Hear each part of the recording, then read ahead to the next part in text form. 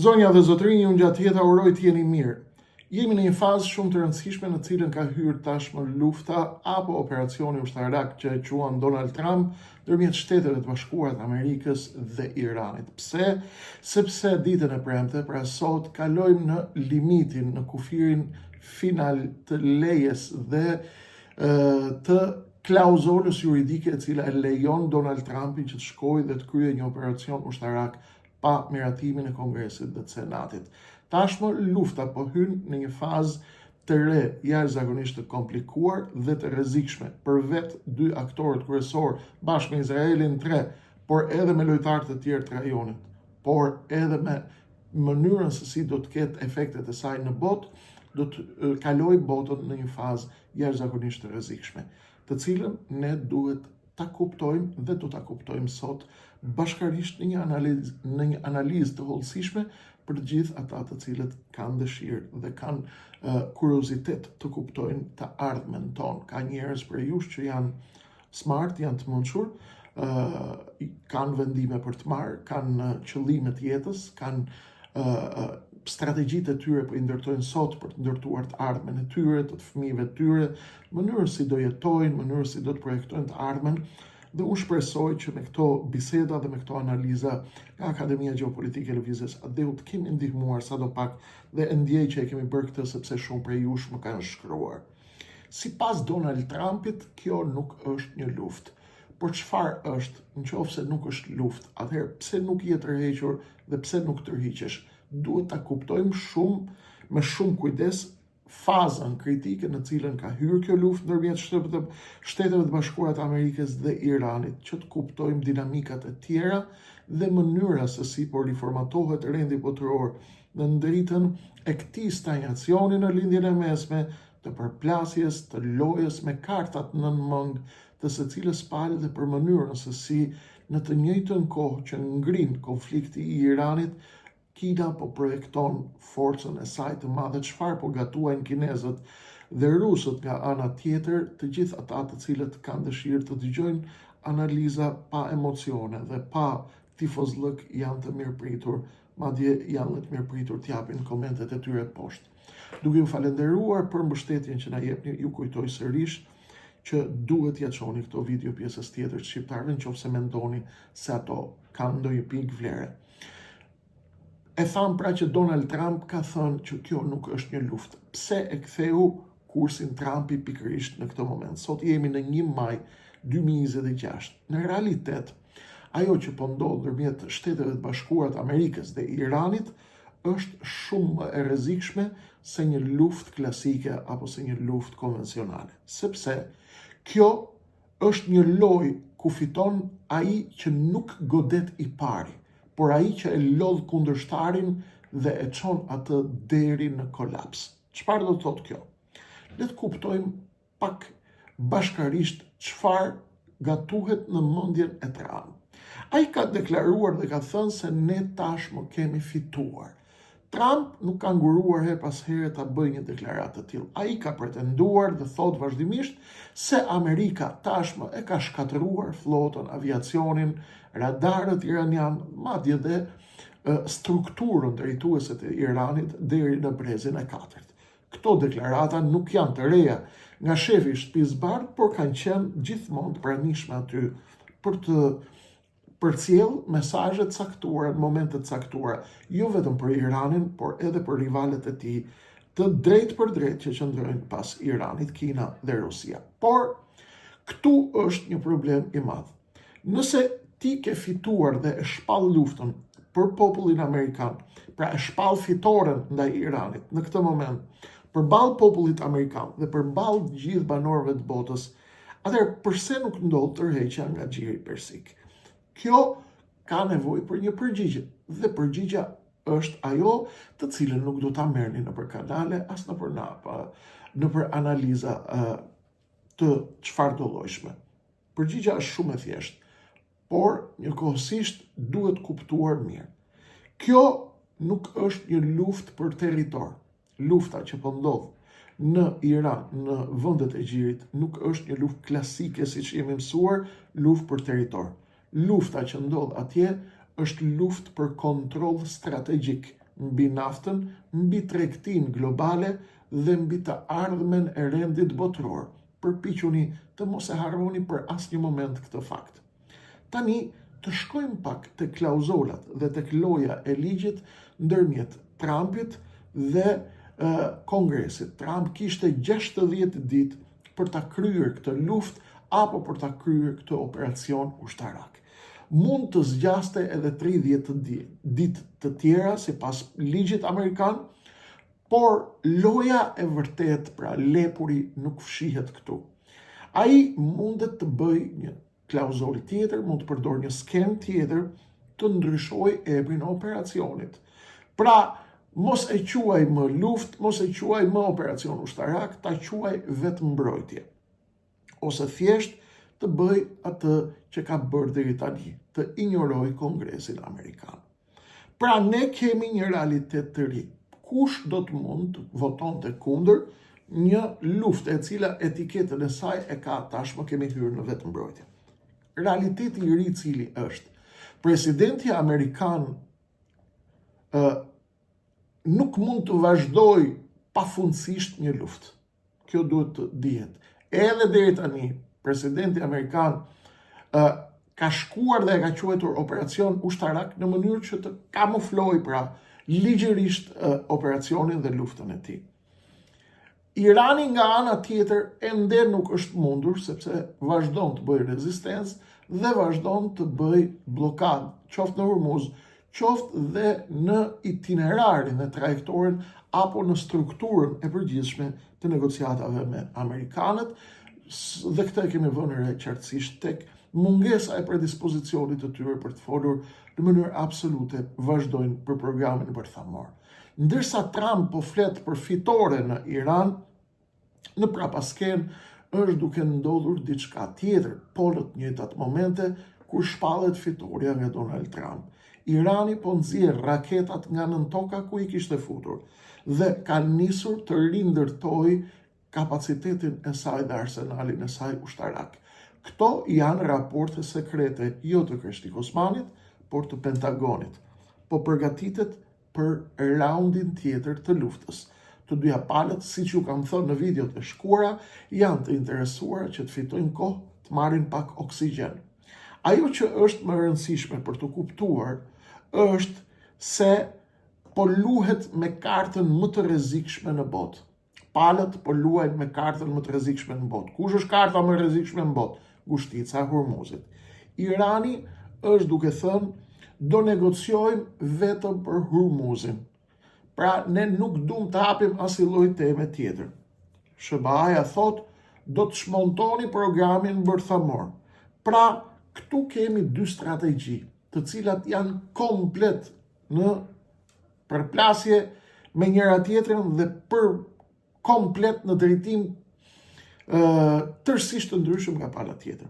Dy strategji që nuk takojnë në asnjë lloj pike me njëra tjetrën.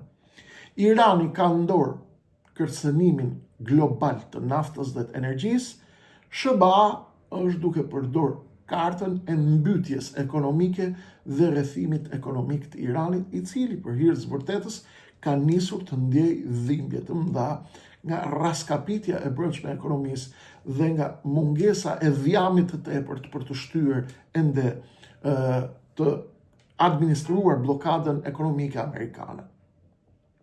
Dhe në fakt, kjo nuk është më negociat.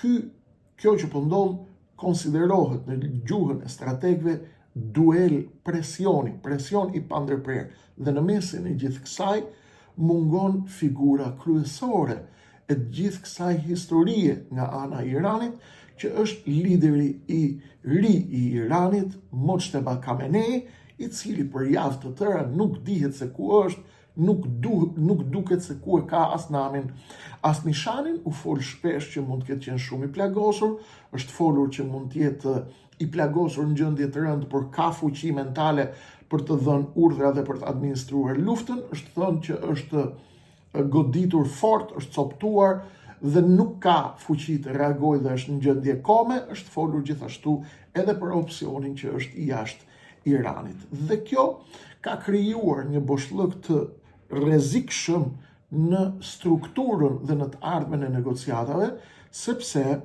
ky boshllëk është duke u mbushur tërësisht nga Garda e Revolucionit të Iranit, nga Ahmed Wahidi dhe nga një strukturë, në tërësi strukturash pa qendër, pa epiqendër, pa kontroll qendror, të cilat e kontrollojnë sot dhe e drejtojnë Iranin në mënyrë të decentralizuar, në një mënyrë dhe në një formë të tillë që e bën të pamundur Donald Trumpit që të gjejë fillin e lojës, se nga do ta kap fillin dhe me kë do të diskutoj dhe me kë do të negocioj për pjesën e ardhshme.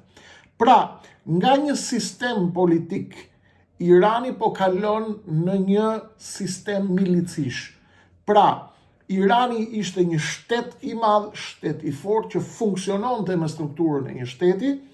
Tashmë Irani ka kaluar në një fazë shumë më të rrezikshme, që është faza e decentralizimit ushtarak dhe politik, që do të thotë në struktura milicore të palidhura me njëra tjetrën, që drejtohet nga një mega strukturë e forcave të Gardës Revolucionit, e cila funksionon gjithnjë në mënyrë më të decentralizuar, për të pamundsuar kapjen e kokës, infiltrimet nga brenda dhe për të pamundsuar dekonspirimin e të gjitha planeve apo të strukturave vendimmarrëse në negociatat e ardhshme me Shtetet e Bashkuara të Amerikës. Cila është strategjia e vërtet e presidentit Trump? Trump nuk është duke kërkuar një luftë të madhe. Është e çmendur ta mendoj dikush që Trump ka nevojë apo ka dëshirë të bëjë një luftë të madhe.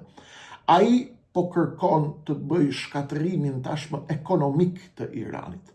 Shkatrimi ekonomik i Iranit është synimi i dytë i Donald Trumpit në mënyrë që të shkojë drejt një faze të dytë të luftës, që është lufta e gjatë pa bomba, pa fishek, pa bombardime, dhe një luftë ku ekonomia, buka e iranianëve, buka e ditës, shndërrohet në bombardimin e ri të Trumpit. Sepse kjo jo se është për hatër se Trumpi i do shumë iranianët apo Gardën e Revolucionit dhe ka dëshirë t'u jap atyre frymarrje. Jo, kjo ndodh sepse kjo lloj lufte është lufta më e lirë dhe më e kollajt dhe më me pak kosto për t'u ushtruar. Cilët janë tre skenarët që po vinë tashmë në këtë moment. Skenari i parë është që ne të shkojmë në një ngërç total, blokadë e Hormuzit plus negociata pa asnjë rezultat, siç jemi në këtë moment, pavarësisht se shpall fitoren Trumpi apo shpall fitoren Irani. Kjo është situata reale në teren. Skenari i dytë është përshkallëzimi i papritur, i cili mund të ndodhë nga çdo moment, sulme ndaj anijeve ushtarake, minime, goditje indirekte taktike dhe forma të ndryshme të sulmeve të kësaj natyre. Pra, një lloj përshkallëzimi urgjent në formën e një lufte guerrile me specifikat e rajonit. Ndërsa skenari i tretë i kësaj lufte është një marrëveshje e pjesshme ndërmjet Amerikës dhe Iranit, në të cilën Hormuzi hapet, por bomba bërthamore e Iranit mbetet në lojë. Pra, bomba bërthamore apo arma bërthamore apo arsenali bërthamor, për të cilin ekspertët e bombave bërthamore dhe të armëve nukleare thonë me këtë moment Irani mund të arrijë brenda 4 ditëve apo 7 ditëve nëse vendos që ta bëjë. Këtë e thonë ekspertët, jo Krishniku. Prandaj, ky është një moment i cili e ka kaluar luftën në një stagnacion të frikshëm. Pse? Sepse ky nuk është fundi i luftës, por është fundi i një faze dhe fillimi i një faze të re akoma më të rrezikshme, e cila përkthehet në tension total. Dhe kjo është faza më e rrezikshme e këtij konflikti. Pse?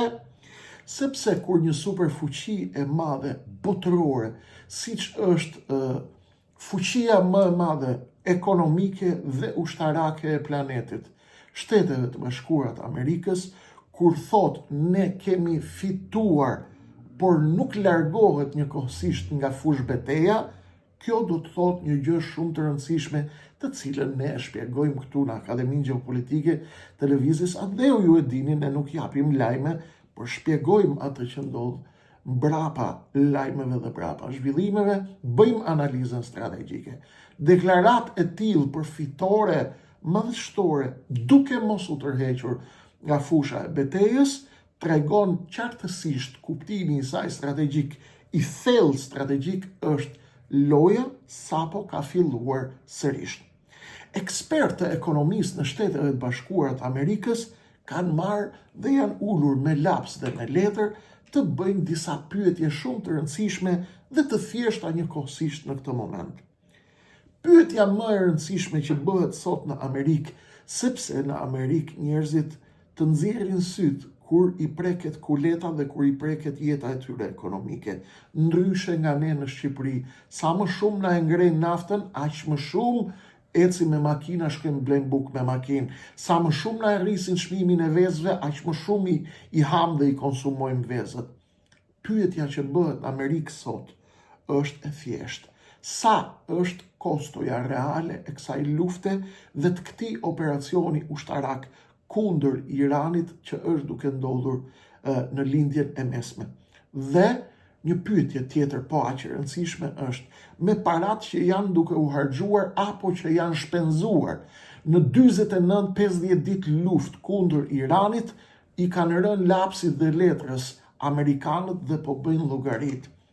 Çfarë do të ndodhte me parat në qoftë se do të investoheshin brenda Amerikës për t'i bërë një skanim politikave të Donald Trumpit. Shifrat që dolën nga lapsi dhe letra ishin tronditse për popullin amerikan. Kjo zhurmë, apo kjo shumë parash, zhurmë e shkaktuar nga shuma e parave të kalkuluara, do të mjaftonte për të zgjidhur komplet krizën e të pastreheve në SBA. Në SBA i keni parë sa homeless ka, dhe paradoksalisht janë shumë pranë atyre vendeve të mëdha të luksit në Texas, në Kalifornia apo në shtete të tjera. Sa më shumë ka luks, aq më tepër ka dhe njerëz homeless që flenë rrugëve, që drogohen, që s'kan shtëhan, s'kan shtëpi ku të jetojnë, i kanë humbë shtëpitë nëpër kredite bankave e kështu me radhë. Pra, me parat që janë zgjidhur, janë shpenzuar deri tani, mund të zgjidhesh i gjithë, thonë ata, në Amerikë. I gjithë problemi i homeless në Amerikë, të njerëzve të pa shtëpi apo të rrugëve. Asnjë Amerikan nuk do të flinte më në rrugë nëse parat e luftës do të hidheshin për të ndihmuar amerikanët. Po ashtu, parat e shpenzuara në luftë deri në këto ditë, pra në 50 ditë luftë, do të mjaftonin për të mbuluar shpenzimet shëndetësore të rreth 16 milion qytetarëve amerikan, të cilët nuk kanë asnjë mundësi të paguajnë faturat e spitaleve. Vëllezërit dhe motrat tanë, të cilët jetojnë në Amerikë, e dinë mirë se ç'është atje dhe çfarë ndodh atje nëse nuk ke insurance, nëse nuk paguan siguracione të mira, nëse nuk paguan një siguracion të mirë shëndetësor, e dinë mirë se sa të vjen billi dhe fatura. Nëse do të shkosh vetëm në emergency room, do të pagush $5,000, $5,000, $2,500, $3,000 për një zbritje në urgjencë. E jo më larg qoftë nëse të binë halle të mëdha, operacione të rrezikshme. Në fushën e hapësirës, në projektet hapësinore, shuma që është shpenzuar në luftën e Iranit deri tani mund të financonte 14 udhëtime vajtje ardhje deri në hënë, ose dhe një projekt të plot për dërgimin e njeriu të parë në planetin Mars. Në aspektin social, shuma e shpenzuar deri tani në Iran do të siguronte 2 vakte ushqimi në ditë për çdo fëmijë amerikan për një vit të plot. E njëjta shumë në arsim do të mbulonte studimet universitare për rreth 10 milion student amerikan, të cilët do të shliroheshin nga borxhet e kredive studentore të cilat i mbajnë ata nën tension dhe nën presion, sepse ju e dini që ka nevojë të marrësh kredi studentore për të financuar studimet atje në Shtetet e Bashkuara të Amerikës tek universitetet më të mira të botës. Madje, e njëjta shumë parash do të mund të financonte 10 kërkime të mëdha globale për gjetjen e një kure përfundimtare për kancerin, paçka se unë hy tek ajo kategori njerëzish të cilët edhe pse nuk janë konspiracionist, besojnë fuqimisht që ilaçi kundër kancerit është aty, terapia e kancerit është aty dhe për shumë nga smundjet e tjera të botës, por fatkeqësisht janë përbindshët e farmaceutikës, ata të cilët nuk lejojnë që të dalin këto medikamente, sepse është mafia botërore e kimioterapisë, është mafia botërore e farmaceutikës, por kjo është një temë tjetër të cilën mund ta trajtojmë në një moment tjetër. Këto statistika japin një tregues shumë të rrezikshëm. Administrata amerikane po konsumon burimet e brendshme të Amerikës, ndërsa qytetarët amerikanë paguajnë taksa. Shohin që taksat e tyre shpërndahen nëpër konfliktet e lindjes mesme pa rezultate konkrete. Se të kishte rezultat, hajde do thoshim po. Por nuk ka rezultat konkret. Ka shpallje të stagnacionit dhe fitime të korporatave të mëdha, të njerëzve të cilët po luajnë në bursë, që janë kryesisht njerëz pranë qarqeve të larta të vendimarrjes politike. Ky presion i brendshëm amerikan ekonomik në Shtetet e Bashkuara të Amerikës shpjegon se përse Donald Trump po përpiqet të gjejë një rrugdalje qoftë ligjore apo qoftë dhe ushtarake nga kjo situatë, e cila ka filluar pa asnjë diskutim ta dobësojë hegemoninë amerikane dhe t'ju jap hapësira për rivalëve të Amerikës në botë, qoftë në hemisferën perëndimore, qoftë në hemisferën lindore. E gjithë kjo situatë e vë administratën amerikane në një pozitë jashtëzakonisht vështirë ligjore, sepse përfshirja në rajon është shndërruar tashmë në një barkë të madhe dhe në planin e brendshëm.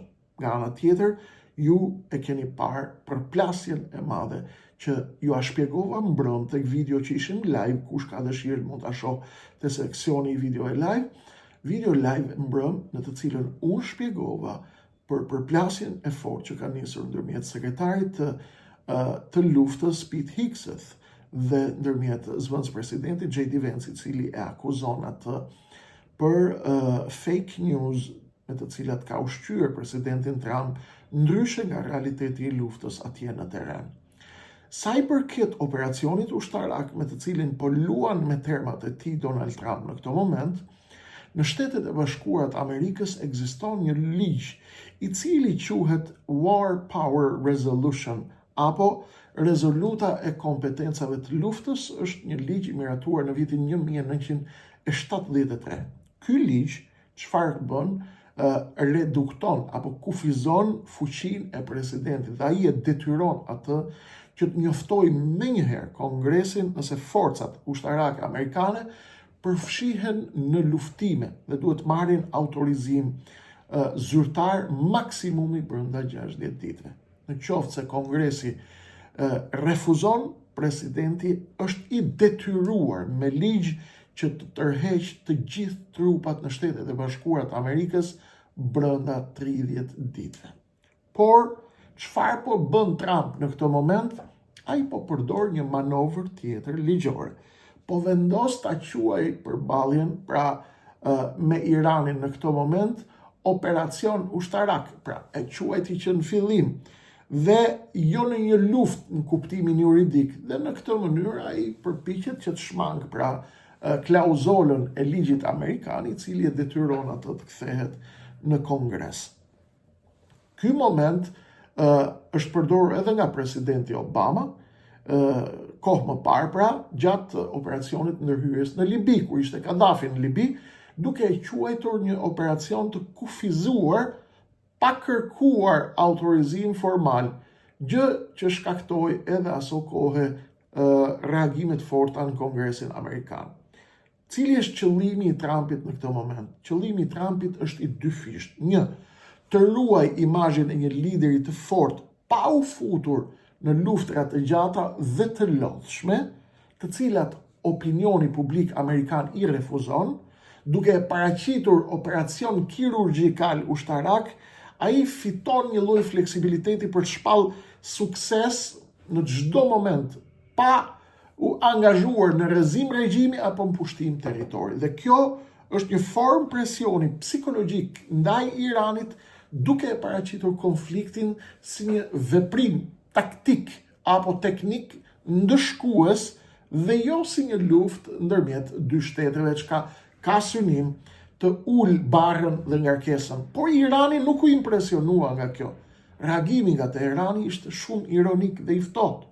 Kryetari i parlamentit që duk sikur u tërhoq Mohammed Baker Kalibaf i tha amerikanëve, tentoi dhe u dha atyre një leksion gjeografie, nëse mund ta quajmë atyre. U tha, sikur të ndërtohen 2 mure rreth territorit amerikan, rreth kufive të Amerikës, 7.755 kilometra në kufit e Amerikës, pra sërisht ato do të jenë 1.000 kilometra më pak se sa kufit detar dhe toksor të Iranit. Kush është mesazhi në këtë leksion gjeografie të Iranit?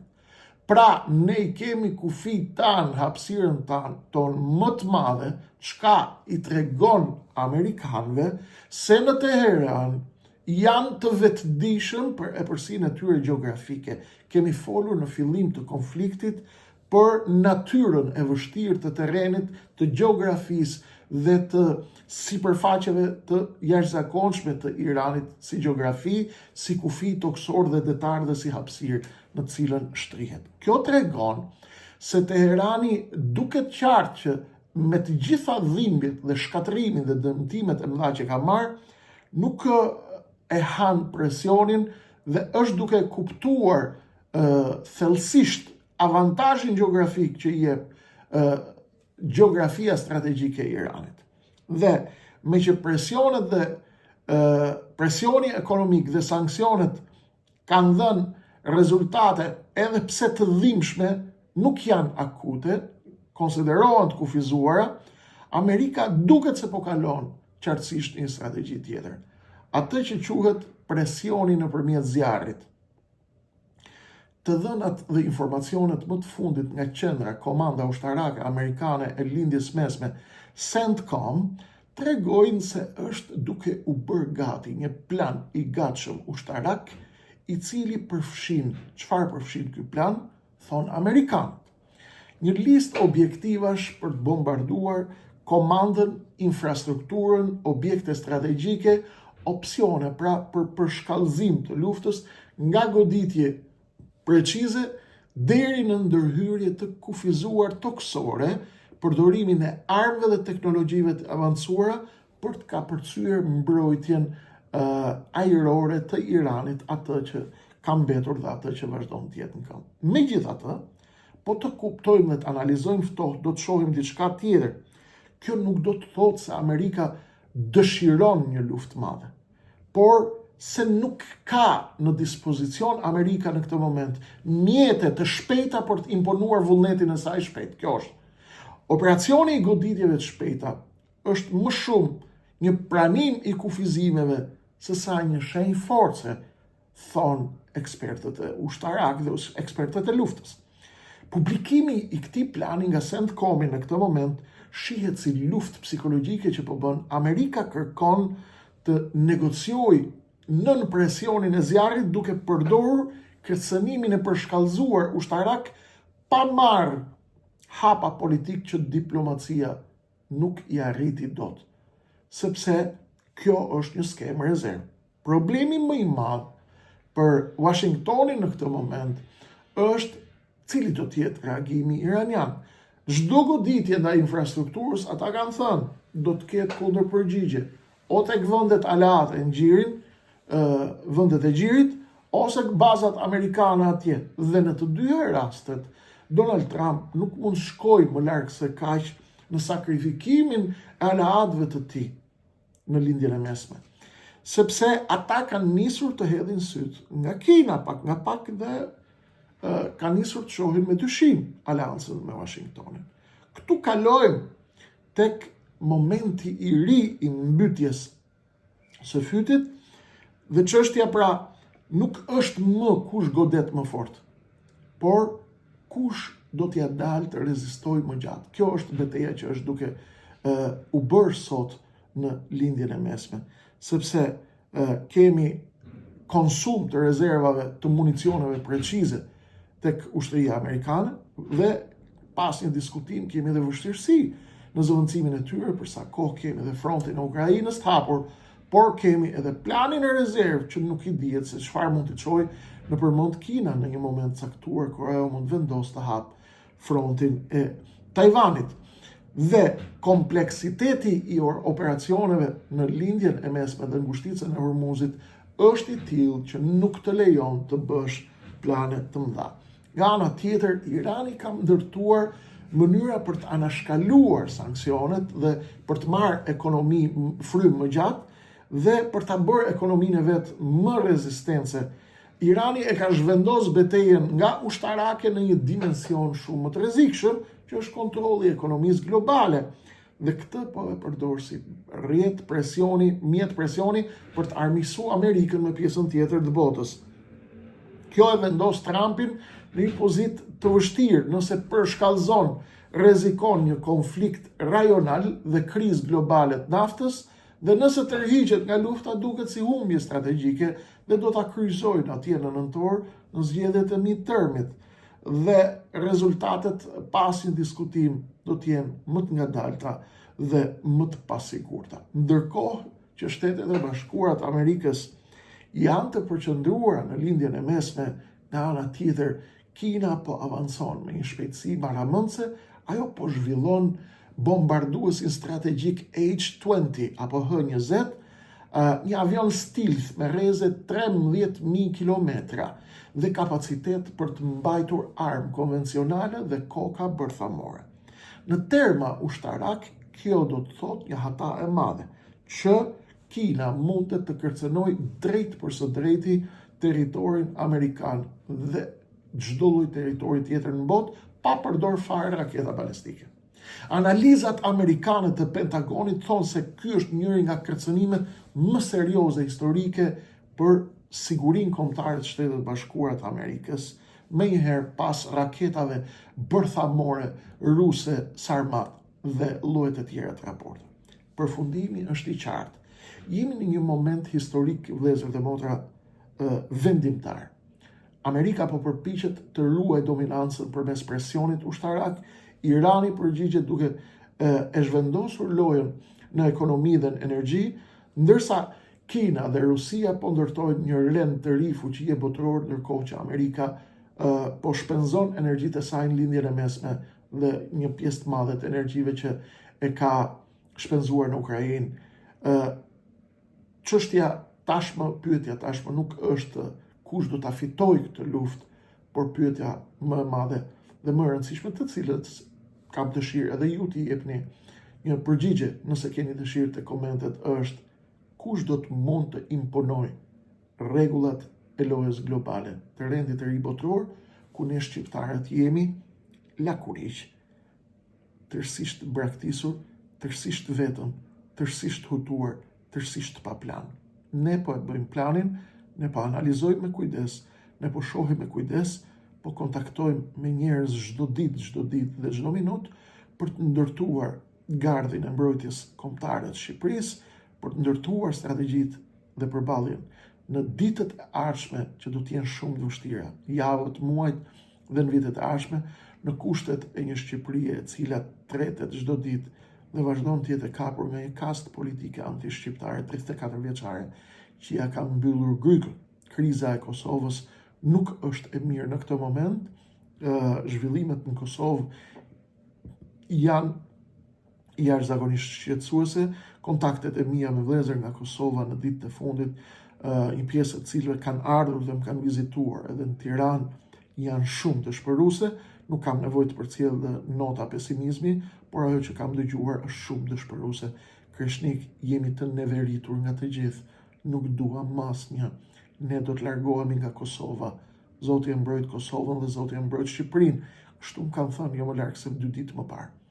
Njerëz të cilët nuk dëshpërohen kollaj, por po më thonë vendimi në Kosovë është braktisja e Kosovës. Ashtu është duke ndodhur. Kjo lloj përplasje, kjo lloj ngërçi, kjo lloj lufte politike, kjo lloj krize politike që po ndodh në Kosovë nuk ishte në shërbim të Kosovës. Tentativa e Albinit për t'i eliminuar tërësisht opozitën në thirrjen që bëri popullit të Kosovës për të eliminuar kundërshtarët e tij është defektoze dhe është shumë problematike, sepse nuk mundet t'i bëhet ftesë popullit për të eliminuar opozitën. Në qoftë se opozita është opozit hajnash, apo është opozit e shitur, apo është opozit bllokuese, gjeni, përplasuni, merrni vesh me njëri tjetrin, por nuk zgjidhet kjo zoti Kurti duke eliminuar opozitën, sepse kjo është një qasje staliniste, e cila nuk ka lidhje as pak me rregullat e reja të lojës, aq më pak me kohezionin tonë kombëtar dhe me nevojat gjeopolitike imediate të kohës. Një përplasje e tillë do ta dëmtojë Kosovën. Mblidhni mendjen, largoni sherrët dhe luftën, thirrni mendjes, ndaloni hemoragjinë e largimit të rive nga Kosova, sepse një dëshpërim i tillë nuk e kisha imagjinuar kurrë në jetën time. Më kanë ardhur, më kanë takuar në Tiranë dhe më kanë thënë, Kreshnik, kemi bërë gati biletat, do të zhdukemi nga Kosova. E njëjti skenar me atë që po ndodh në Shqipëri. Ky duhet ndalet urgjentisht dhe kjo nuk realizohet as me propagandë, as me sharje, as me koklop, as me Albin Baba, as me Ludmir Baba, as me PDK Baba, as me Ramush Baba, as me Vjosa Moma. Kjo zgjidhet me mendje të ftohta, me kujdes, me qetësi. Jemi në momente të rrezikshme. Kush nuk e kupton lojën, nuk humbet vetëm gjymtyrët, mund të humbas edhe kokën. Duke ju falenderuar shumë për kohën tuaj të çmuar, ju ftoj t'i bëni like, share, subscribe, ta çoni kanalin ke pjesa tjetër e shqiptarëve dhe mos harroni takimin që kemi ditën e diel live në 21:30, njoftoni të afërmit, dashamirësit dhe miqtë tuaj që të na bashkohen në një ftesë që do t'i bëjmë klasës politike shqiptare dhe ndërkombëtare për të ndaluar shitjen e Shqipërisë dhe për të sjellë në Tiranë sistemin politik të zgjedhjeve, kodin zgjedhor të Kosovës, zgjedhje të lira dhe të ndershme dhe numërim vote i lirë dhe i ndershëm. Pas zgjedhje nuk ka liri, pas zgjedhje të lira nuk ka demokraci. Në qoftë se na i mohojnë, do të thotë që duhet të kalojmë në një fazë tjetër të rrezikshme, e cila rrezikon ta destabilizojë Shqipërinë dhe Ballkanin. Në qoftë se nuk na lejojnë që të shkojmë në zgjedhje të lira dhe demokratike, nuk ka asnjë zgjidhje tjetër përveç se tensioni do të përshkallëzohet dhe tensioni i Ballkanit nuk është i vlefshëm as për Europën dhe as për fuqitë e tjera rajonale. Çdo lloj rritje e temperaturës poshtë tenxheres, me shtypje, shpopullim, varfëri dhe mjerim dhe mungesë transparence, mungesë të kodit zgjedhor, mungesë të lejimit për të patur zgjedhje të lira dhe të ndershme, do të thotë automatikisht shpërthim i tenxheres presionit që do të jetë me kosto gjeopolitike për ne shqiptarët dhe për rajonin. Mirë dëgjofshëm.